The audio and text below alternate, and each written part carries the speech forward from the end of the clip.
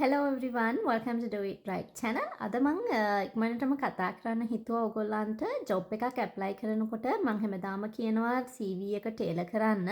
ඒ Taylor කරනකොට ඔයාගේ PD එක එහෙම නැත්නම් position description එකේ තියෙන විදිහට ටේලර් කරන්න කියලා. ඉතින් position description එක කියන එක හරිම important ඔයා රෝල් එකකට ඇප්ලයි කරනකොට.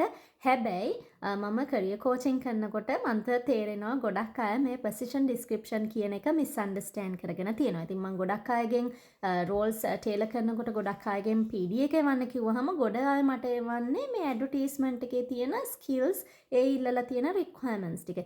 ඉතින් අද මම හිතුවා මේ දෙකේ තියෙන වෙනස කතා කරන්න. ඇත්තටම ඇඩ්වර්ටයිස්මන්ට් එකයි PD position description එකයි කියන්නේ two different documents දෙකක්. ඉතින් ඇඩ්වර්ටයිස්මන්ට් එකේ සාමාන්‍යයෙන් අපි basic idea එකක් දෙන්න තමයි brief context එකක් තමයි ඇඩ්වර්ටයිස්මන්ට් එකට දාන්නේ. position description එකේ තමයි ඔයාගේ in detail day to day task ඔයාගේ in detail responsibilities තියෙන්නේ. ඒ වගේම ගොඩක් වැදගත් ඔයාගේ role එකේ purpose එක, ඔයාගේ reporting line එක, එතකොට ඔයාගේ stakeholder management තියෙනවා නම් ඒ මොනවද, ඒ වගේ මොනවද බලාපොරොත්තු වෙන්නේ, ඔයාට specific projects කරන්න තියෙනවා නම් ඒ මොනවද, ඒවෙන් මොනවද බලාපොරොත්තු වෙන්නේ, එතකොට ඔයාට internally තියෙන relationships මොනවද, ඔයාට externally manage කරන්න තියෙන relationships මොනවද, මෙන්න මේ වගේ details හරියට in detail තියෙන්නේ position description එකේ.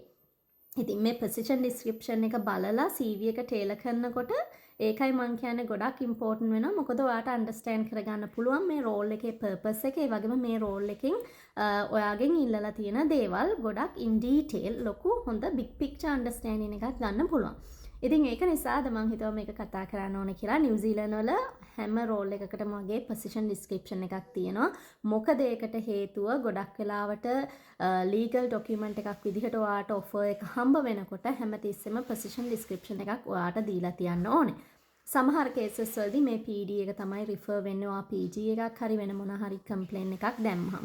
ඉතින් සමහර වෙලාවට ඒෂියන් රටවල ශ්‍රී ලංකාවල වගේ මේ PD එක කියන එක එච්චර important document එකක් වෙන්නේ නැති වෙන්න පුළුවන්. මොකද මේවා regulate වෙලා නැති නිසා. ඒක නිසා හරියට understand කරගන්න මේ PD එකයි job advertisement එකේ තියෙන වෙනස. ඉතින් job advertisement එක විතරක් බලලා ඒකේ තියෙන විදිහට ඔයාගේ CV එක tailor කරලා දාන්න එපා. ඊට වඩා ගොඩක් ලොකු big picture එකක් ඔයාට PD එකේ බලා ගන්න පුළුවන්. I'll see you in another video. Till then, you take care and bye bye.